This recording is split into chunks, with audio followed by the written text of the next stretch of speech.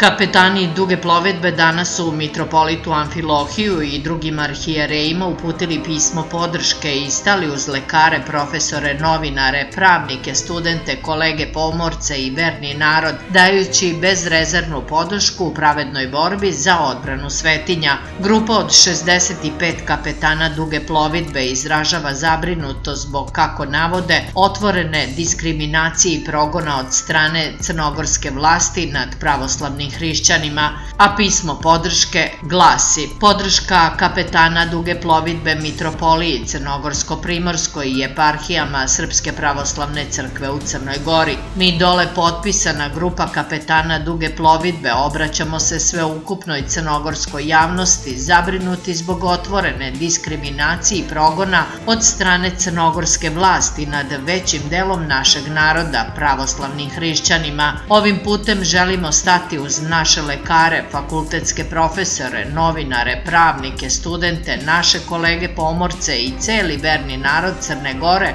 i pružiti bezrezervnu podršku mitropoliji Crnogorsko-Primorskoj i ostalim eparhijama Srpske pravoslavne crkve u pravednoj borbi za naše svetinje. Da se zna, ne damo svetinje. Sa potpisima svih 65 kapetana Duge plovidbe.